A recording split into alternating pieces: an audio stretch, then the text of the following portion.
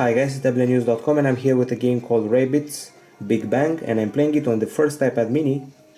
As you can tell, probably the game comes from Ubisoft.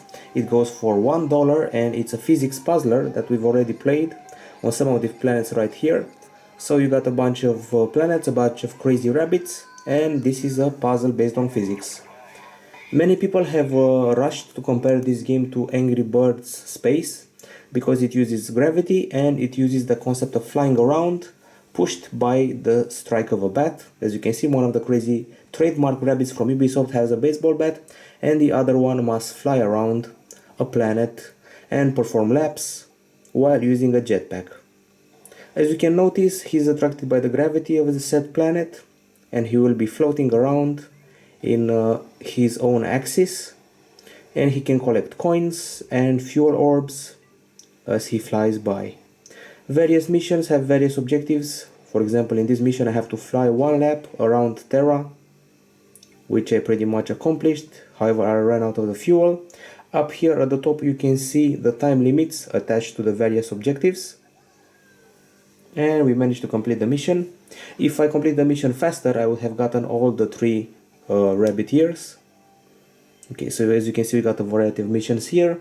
You hit the rabbit with a bat, he starts flying around, then you have to push the jetpack button at a certain time in order for him to properly float around the planet. Once the fuel runs out, you can either buy more fuel or simply restart. So the goal here is to fly 2,500 miles. You can see that I'm collecting coins, among others. With the coins I can unlock new costumes, crazy outfits, crazy helmets, or simply use the money to give my jetpack a boost.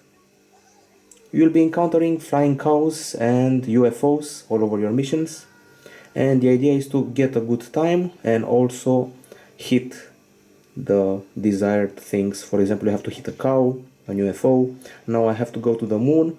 A good idea would be to first take a spin around the orbit in order to get some ricochet power, so to say. This is certainly not a good strategy, what I'm doing right now, but with a bit of luck you'll be able to get out of the orbit and enter this planet's orbit in no time. Of course, those are the initial levels. They're pretty easy. Once you get to the further levels, you'll see that things are more complicated. You have entire galaxies of planets with lots of satellites, lots of UFOs, and lots of objectives. For example, let's take this mission here. I have to stay out of the atmosphere for 10 seconds. Sounds easy, but you'll see that it's not as easy as it looks. As far as controls go, well, we have a button here that I can push to trigger the jetpack. And you fail the mission once you land on a planet, or better said, you collide with it.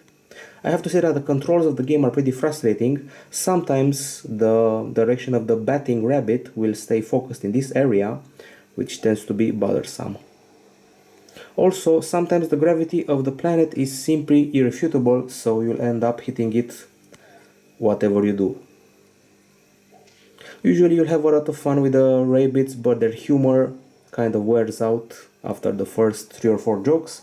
Also, once the fuel runs out, you can hear the little rabbit farting, which is part of its humor. So let's hear the little guy farting. This is the jetpack.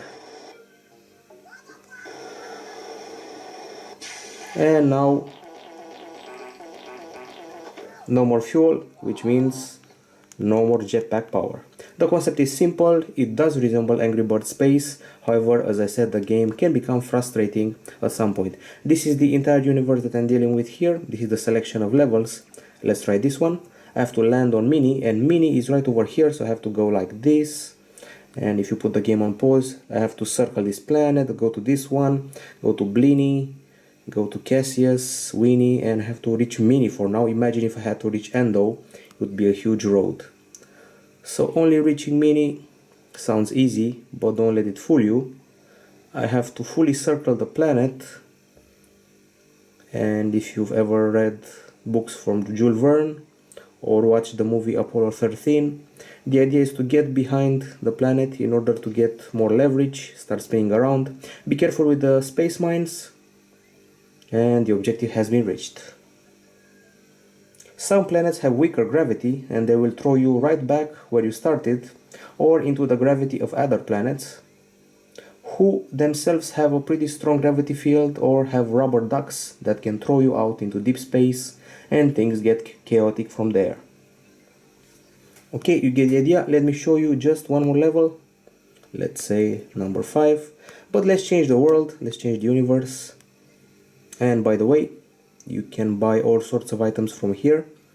You can buy coins, you can buy outfits, a Viking hat, scuba, cosmic, magician, knight, pilot, octopus.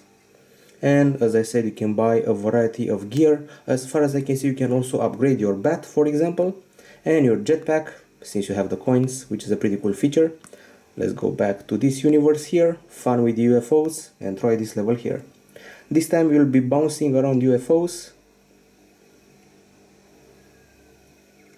and they will give you a small boost that you can probably use. You can also charge your jetpack if you're running out of fuel by spending a lot of money. Okay, so get the idea. The game is called Rabbids Big Bang. It costs $1, comes from Ubisoft. It's a physics puzzler, seems inspired by Angry Birds Space, and the idea is collect fuel, collect coins, gravitate around planets, reach your objective, and have fun with these little farting rabbits and their upgrades and costumes. If it weren't for the confusing controls and the strange gameplay with the strange gravity of the planets that sometimes seems to change, the game would be a hit. For now, I'm going to give it a 7 out of 10 here at Tablet-News.com. It's a fun game, but it's also pretty frustrating. That's it for now. Rabbids Big Bang, 7 out of 10 from Tablet-News.com.